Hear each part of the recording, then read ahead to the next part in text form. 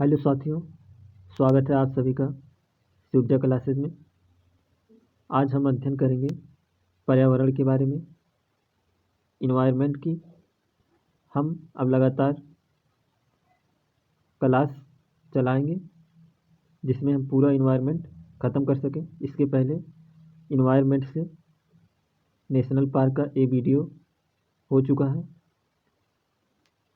तो आज से पहली क्लास इन्वायरमेंट की अध्ययन के लिए शुरू करते हैं। चलिए देखते हैं पर्यावरण शब्द का अर्थ क्या है, और फिर पारिस्थितिकी, इकोलॉजी, ये बात की चर्चा आगे होगी। लेकिन पहले हम देखते हैं पर्यावरण के बारे में।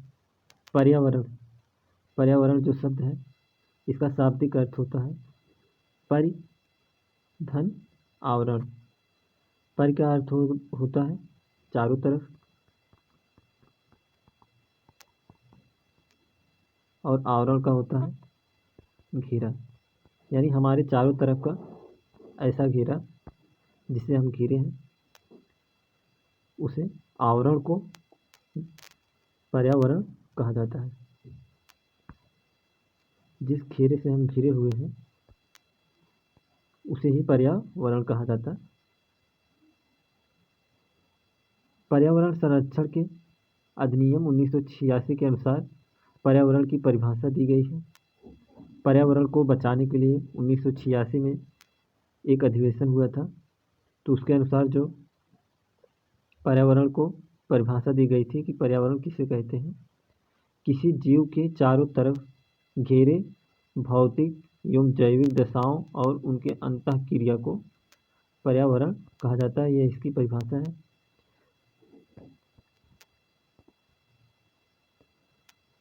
लघु पर्यावरण के जो हैं विविध पक्ष हैं, इसके कई पक्ष हैं। जैसे इसके कारक जो हैं उसमें हैं संसाधन के रूप में और नियंत्रक के रूप में, और इसके कई घटक हैं, जैसे ऊर्जा के घटक, जैविक घटक और भौतिक घटक। और विभिन्नताओं का कारण इसमें आ जाएगा आपका जलवायु परिवर्तन, मृदा के प्रकार और स्थलाकृतियों में अंतर। और अवधारणा जो है पर्यावरण के विविध पक्षों में, उसकी अवधारणा जो है एक बृहद स्तर की है और एक लघु स्तर की है। और इसकी सामान्य परिभाषा कहें तो हम पृथ्वी पर पाए जाने वाले भूमि, जल, वायु, पेड़ पौधे एवं जीव जंतुओं का समूह जो हमारे चारों तरफ है, सामूहिक रूप से पर्यावरण कहलाता है। पर्यावरण की संज्ञा दी जाती है इसी से। पर्यावरण का जो निष्कर्ष निकलता है वो यह है,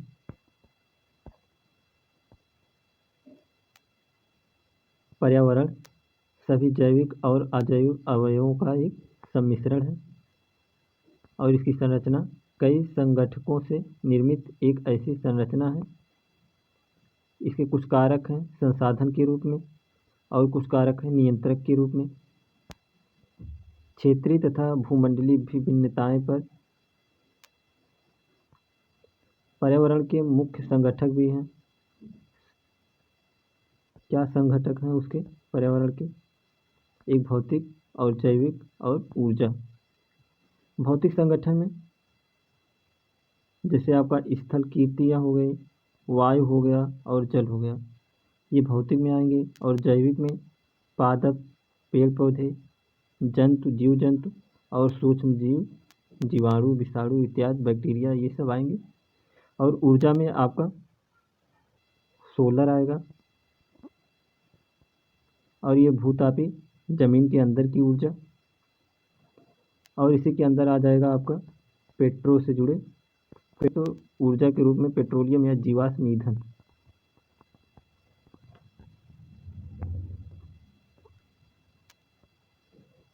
आगे देखते हैं धारणीय या सतत विकास। धारणीय या सतत विकास में धारणीय बोले तो सतत विकास यानी sustainable development. Sustainable development sustainable development का अर्थ यह होता है कि लगातार निरंतर जो चलने वाली प्रक्रिया होती है उसे सस्टेनेबल डेवलपमेंट कहते हैं, यानी सतत विकास। सतत विकास की अवधारणा यह होती है कि जैसे सतत में लगातार जैसे हमारी पीढ़ियाँ लगातार चलनी हैं, तो हमें अपने संसाधनों को आने वाली पीढ़ियों को लिए बचा कर रखना चाहिए, जिससे उन्हें आगे चलकर कोई दिक्कत ना हो। इसलिए इसकी अवधारणा में देख सकते हैं क्या है, वर्तमान की आवश्यकता और भविष्य की आवश्यकता को ध्यान में रखकर विकास करना। ऐसा विकास नहीं कि जैसे आप अपने घर में ही देख सकते हैं, जैसे पहले हमारे दादा जी हुआ करते हैं, तो दादाजी जो अपनी सतत विकास, जैसे घर में देखा जाए सतत विकास का, तो वो अपनी जो संपत्ति होती है उसे पूरी तरह से बेचकर खा पी नहीं जाते हैं, वो बचा कर संपत्ति को रखते हैं, जो वो हमारे पिताजी को देते हैं, फिर पिताजी हमें देंगे और हम अपने बच्चों को देंगे, हमारे बच्चे आने वाली पीढ़ियों को देंगे। इसी प्रकार से जैसे चलता है, उसी प्रकार पूरी पृथ्वी का जो प्रक्रिया है सतत विकास के तहत, उसमें यह होना चाहिए कि हम आज जो सब कुछ उपलब्ध है, हम उसे पूरी तरह से नष्ट ना कर दें, उसे आने वाली पीढ़ियों के लिए भी बचा कर रखना चाहिए। जैसे कोयले की खदानों में जो खुदाई होता है, तो उसे खुला ना छोड़ दिया जाए, उसमें से जो खनिज पदार्थ निकाले जाते हैं, फिर उस खान को तोप दिया जाता है, जिससे उसका फिर प्रक्रिया जो उसमें कुछ भी हो वो लगातार होती रहे। इस तरह से नष्ट नहीं करना चाहिए। और सतत विकास के जो मुख्य उद्देश्य हैं उसके तहत हम देखते हैं पृथ्वी के आंतरिक प्राकृतिक संसाधनों का, उसमें आता है न्याय संगत उपयोग और संरक्षण, उचित प्रबंधन। और इस सस्टेनेबल डेवलपमेंट की जो प्रक्रिया आई थी, उस शब्द की जो संपूर्ण व्याख्या जब हुआ था, world commission on environment and WCED के द्वारा आवर कॉमन फ्यूचर ब्राटलैंड रिपोर्ट में 1978 में दिया गया था। और पृथ्वी सम्मेलन सन 1992 में COP21 रियो में इसकी घोषणा की गई थी, धारणीय विकास के प्रति पूर्ण समर्थन के लिए।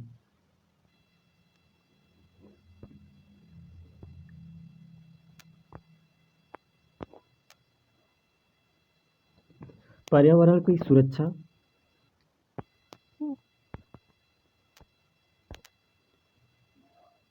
हम कैसे करते हैं?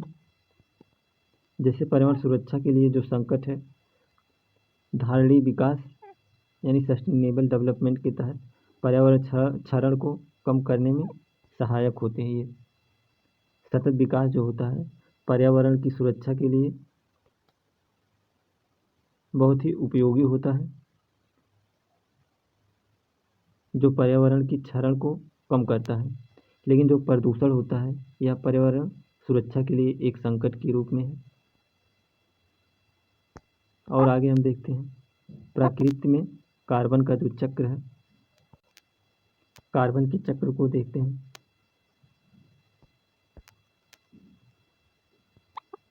CO2 इसकी विभिन्न अवस्थाओं में पाया जाता है। मूल रूप इसका कार्बन का जो है ग्रेफाइट एवं हीरा होते हैं।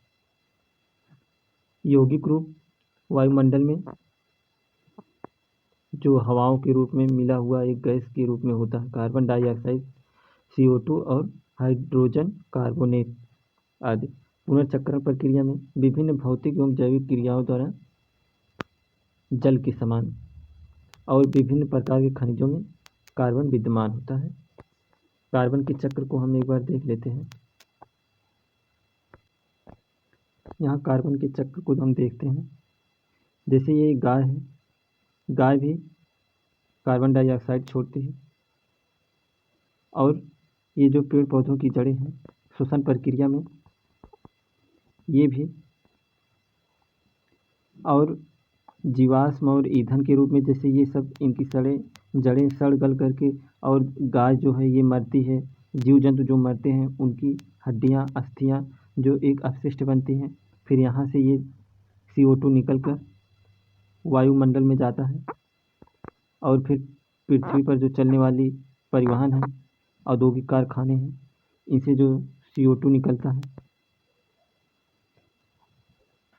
इस तरह से CO2 निकलता है और पेड़ पौधे CO2 को ग्रहण करते हैं। आप यह डायग्राम देखकर समझ सकते हैं। और आगे हम चलते हैं, जल चक्र के बारे में देख लेते हैं। जल चक्र की क्या प्रक्रिया है। जल चक्र के बारे में यहाँ हम देख सकते हैं। यहाँ से जो ये समुद्र है, समुद्र से उठने वाली जो भाप बनकर सूर्य की गर्मी से तापमान जब बढ़ता है तो समुद्र का जल भाप बन के ऊपर उड़ता है, और यह उड़कर बादल का निर्माण करते हैं। बादल जब बनते हैं तो बादल संघनित होकर के फिर बारिश करते हैं, और पहाड़ी इलाकों पर बारिश और ओलावृष्टि के रूप में ये जल यहाँ से भाप बनकर जो उड़ा, बादल बना, फिर बादल का तापमान जब कम हुआ तो ये संघनित हुए, और संघनित होकर फिर बारिश करते हैं। फिर बारिश से पहाड़ों से नदियाँ निकलती हैं। नदियों का कुछ जल जमीन भूमिगत जल के अंदर चला जाता है, और फिर ये नदियाँ फिर बह करके उसी समुद्र में जाकर गिरती हैं, और यही प्रक्रिया लगातार चलती रहती है। और कुछ जल ज़मीन के अंदर जाता रहता है, भूजल, जिससे फिर पीने के रूप में, खेतों की सिंचाई के रूप में फिर ज़मीन के अंदर से निकाला जाता है। जल की यही प्रक्रिया लगातार चलती रहती है, जिसे जल चक्र कहते हैं। जैसे कार्बन का चक्र था, कभी कुछ ख़त्म नहीं होता, घुमा फिरा कर सब यहीं पे आता जाता रहता है। परीक्षा के दृष्टि से जो कुछ उपयोगी हैं, एक बार उन्हें भी देख लेते हैं। जल चक्र में पौधों, जो जल चक्र होता है वो पौधों की वृद्धि में सहायक होता है। और वर्षा की मात्रा को निर्धारित कौन करता है। वायुमंडल में जो नमी होती है वह वर्षा की मात्रा का निर्धारण करता है। हाइड्रोस्फीयर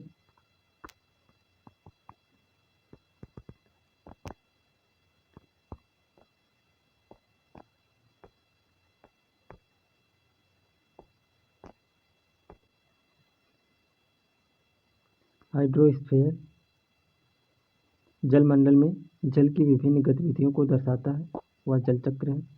वायुमंडल में कार्बन तत्व का संतुलन बनाए रखना कार्बन चक्र के द्वारा। मूल रोम की कोशाभित्ति मुख्यतः बनी होती है सेलुलोज से, और पेक्टिन मूल रोमों के मृदा से चिपके रहने के कारण है। पेक्टिन जो मूल रोम होते हैं, जड़ों में पाए जाते हैं मिट्टी के अंदर, वो चिपके रहते हैं किसके कारण, पेक्टिन के कारण। मूल रोमों की कोशिका भित्ति कार्य करती है पारगम कला की तरह। पदार्थ जो होते हैं उनके कितने रूप होते हैं, 3 रूप, तत्व, यौगिक और मिश्रण। यानी पदार्थ को 3 भागों में बांटा जा सकता है। तत्व, तत्व क्या कहलाते हैं, पदार्थ का साधारणतम रूप, रासायनिक या भौतिक विधियों द्वारा उपविभाजन का अभाव। और यौगिक 2 या 2 से अधिक तत्वों द्रव्यमान एक स्थिर अनुपात में संयोजित होता है। और मिश्रण किसे कहते हैं, 2 या 2 से अधिक तत्व या यौगिक का किसी भी अनुपात में साधारण रूप से मिश्रण। यानी पदार्थ के कितने रूपों में बांटा जा सकता है, तत्व, यौगिक और मिश्रण के रूप में। और यहाँ हम देख लेते हैं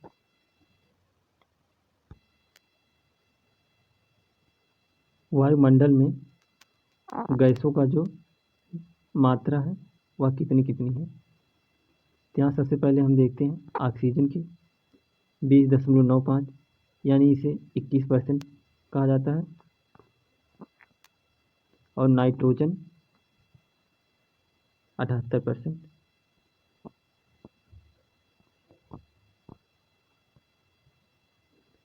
और ये देख लेते हैं हीलियम 0.0005%। और नियान यानी हीलियम He और CO2 आपकी 0.036% और आर्गन 0.93%।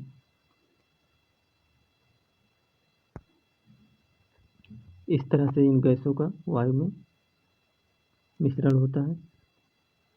वायुमंडल, अब चर्चा करते हैं वायुमंडल के बारे में।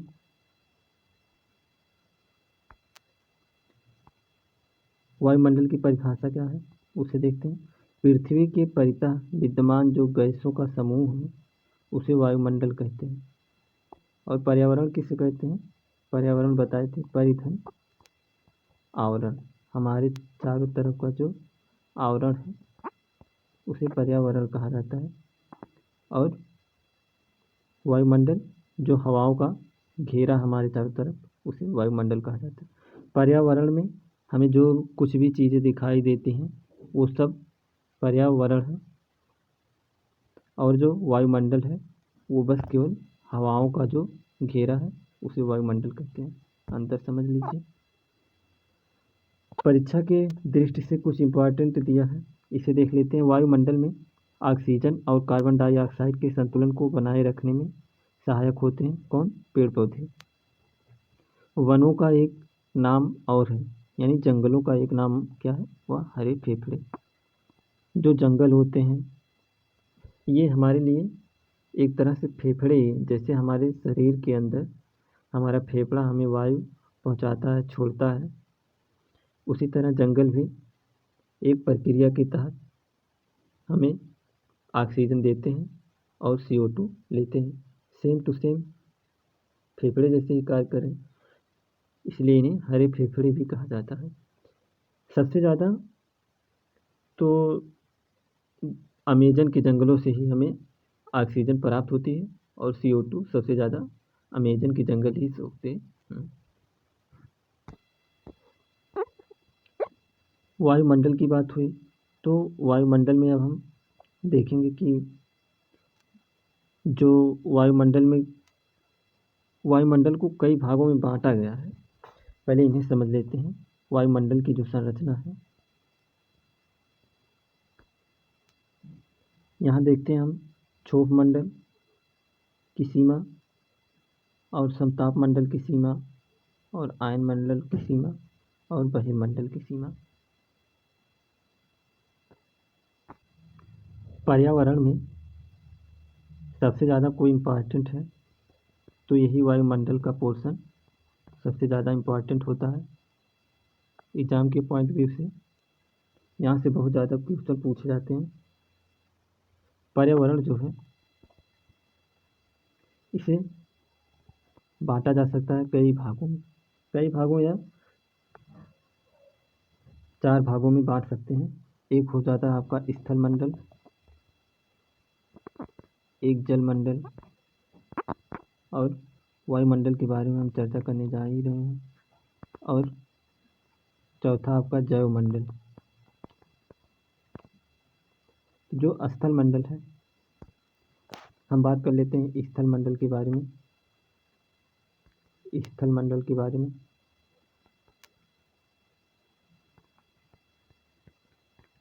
स्थल मंडल में हम देखते हैं पृथ्वी जो है, पृथ्वी का 29% भाग जो है, पृथ्वी का 29% भाग जहाँ पर पेड़ पौधे एवं जीवजंतु पाए जाते हैं स्थल मंडल पर। और जल मंडल का विस्तार कितना है? जो जल मंडल है इसका विस्तार 71%, यानी 71% जल है और 29%, 29% स्थल मंडल है। इसमें जैसे जल मंडल के अंतर्गत जो आते हैं, इसमें जलीय जीव और जलीय पौधे जैसे जलकुंभी हुई। लेकिन एक बात ध्यान दें, जलकुंभी को जो जलकुंभी है उसको आतंकी पौधा, जैसे पृथ्वी पर जो यूकेलिप्टस का पेड़ होता है उसे आतंकी पेड़ घोषित किया गया है।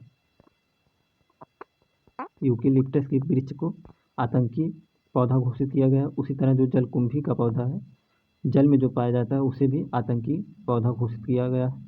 क्योंकि जलकुंभी जिस जल में एक बार हो जाती है तो वो इतना ज़्यादा फैलती है कि पूरे तालाब या पूरे नदी तंत्र या समुद्री एरिया में कुछ इतनी ज़्यादा मात्रा में फैल जाती है कि और जो पेड़ पौधे होते हैं वो उनका सर्वाइव करना बहुत मुश्किल हो जाता है, और जीव जंतुओं का भी सर्वाइव करना मुश्किल होता है, क्योंकि ऊपर से सूर्य की रोशनी अंदर तक नहीं जा पाती है और ऑक्सीजन भी शुद्ध तरीके से नहीं मिल पाता है। इसलिए यह पौधा अन्य जलकुंभी का जो पौधा है ये अन्य प्रजातियों के लिए घातक सिद्ध हो जाता है, इसलिए इसे आतंकी पौधे की सूची में डाल दिया गया है। और बात कर रहे हैं वायुमंडल की। अब वायुमंडल में हवाओं के आवरण से घिरे हुए मंडल को ही वायुमंडल कहा जाता है। वायुमंडल में जो वायुमंडल है उसमें यहाँ दिया है आपका, ये जो एरो के निशान येलो कलर के दिख रहे हैं, ये मान लीजिए पृथ्वी है और ये पेड़ पौधे हैं, ये पर्यावरण। यहाँ से हमारा आवरण जो है, चारों तरफ का जो आवरण है इसे ही पर्यावरण कहते हैं। तो पर्यावरण में जो वायुमंडल है, जो हमारे समीप ये वायु के जो घेरे बने हुए हैं, इन सभी को वायुमंडल कहा जाता है। वायुमंडल को हम कई भागों में बांट सकते हैं, जिसमें से 5 भागों में विभाजित किया जाता है। जो पहला है आपका क्षोभ मंडल, दूसरा समताप मंडल, मध्य मंडल, आयन मंडल, और इसके बाद एक मंडल है उसे बहिर्मंडल कहा जाता है। तो जो समताप क्षोभ मंडल है, क्षोभ मंडल को इंग्लिश में भी कभी कभी पेपर में पूछ लेता है, उसे ट्रोपोस्फेयर, और समताप मंडल को स्ट्रेटोस्फेयर। आप इस तरह से जैसे याद कर सकते हैं, क्षोभ को ट्रोपोस्फेयर इसे याद कर लें, और समताप को यानी यस से समताप होता है और यस से स्ट्रेटोस्फेयर, यानी स्ट्रेटोस्फेयर का मतलब ये समझेंगे कि स्ट्रेटो यानी यस से पहले तो उससे समताप हो जाएगा। और जो मध्य मंडल है, यम से होता है मीडियम यानी मिडिल में, तो मेसोस्फेयर मतलब एम से समझ लेना कि हाँ ये मध्य वाला है। और ये आयन मंडल जो है, आयन मंडल को आयनोस्फेयर कहा जाता है। आयन मंडल को आयनोस्फेयर कहा जाता है।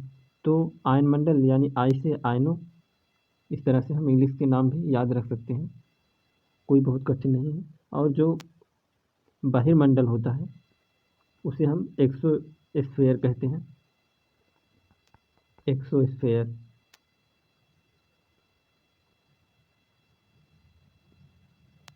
एक्सोस्फेयर कहते हैं बहिर्मंडल, यानी उसके बाद से जितनी अनंत सीमा तक अंतरिक्ष तक है वो सब बहिर्मंडल के ही अंतर्गत आती है। उसके ऊपर की जो सीमाएं हैं बहिर्मंडल आती हैं।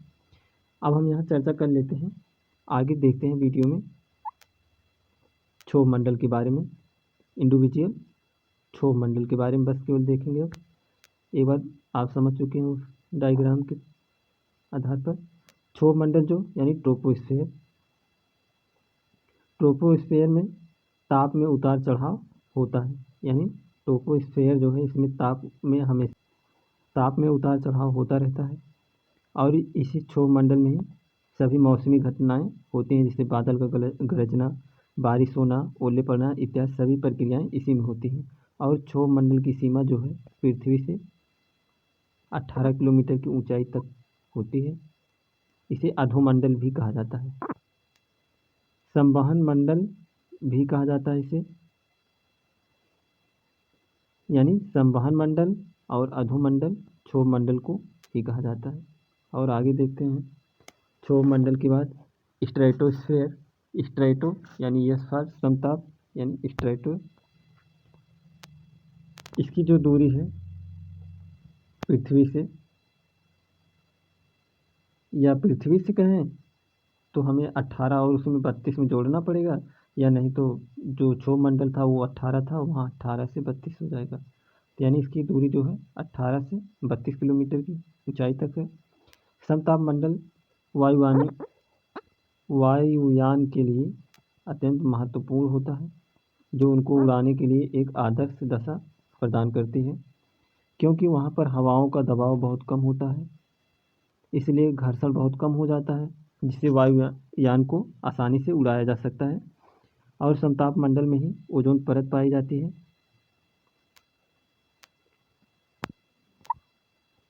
आगे देखते हैं मध्य मंडल मेसोस्फेयर के बारे में। इसकी ऊंचाई जो है 50 से 60 किलोमीटर के बीच में है। मेसोस्फेयर, इसमें घर्षण अधिक होता है। सबसे ठंडी परत है उल्का पिंड, इस परत में आके जल जाते हैं। जो कभी देखते होंगे एक कोई तारा जैसे टूट रहा है और गिरता है नीचे, दिखाई देता है लेकिन कुछ देर बाद समाप्त हो जाता है, वही होते हैं उल्का पिंड। इसमें मध्य मंडल में घर्षण इतना तेज होता है, हवाओं का दबाव बहुत अधिक होता है वहाँ पर, और उसी कारण कोई भी चीज़ वहाँ तक आते आते जल के खुद राख हो जाती है, इसलिए उसमें वायुयान नहीं उड़ाए जा सकते हैं। और आगे हम देखते हैं आयन मंडल आयनोस्फीयर।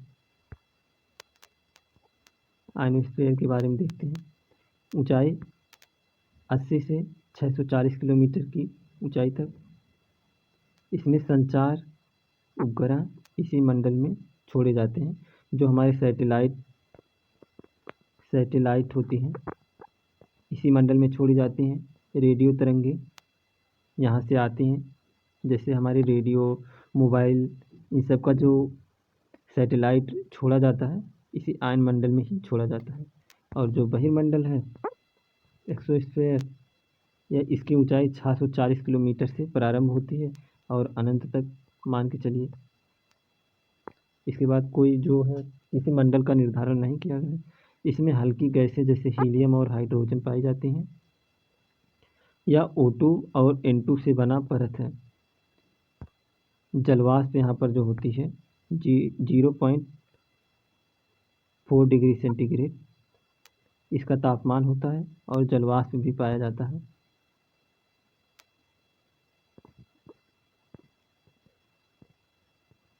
और इसमें भी हम देख सकते हैं शुष्क हवा में नाइट्रोजन की मात्रा 78.8%।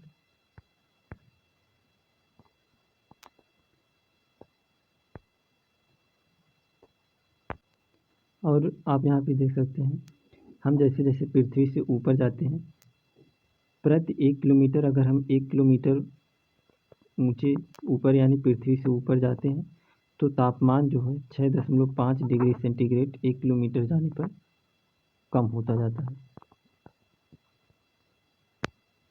और यहाँ पर कुछ डायग्राम के द्वारा जैसे यहाँ पर देख सकते हैं आयन मंडल के बारे में हमने वहाँ जो बताया यहाँ पर भी दिया जाए। विद्युत आवेशित कण पाए जाते हैं, प्लस माइनस दिखाया है। रेडियो तरंगों का परावर्तित होता है, अतः बेतार संचार संभव यानी सैटेलाइट प्रक्रिया वहाँ पर हो जाती है संपन्न। उत्तरी ध्रुवीय प्रकाश व दक्षिणी ध्रुवीय प्रकाश की घटनाएं वहाँ पर होती हैं। और यहाँ पर एक बार देख सकते हैं जो दूरियां हैं, समताप मंडल जो है 0 से लेकर 40 या 20 तक है।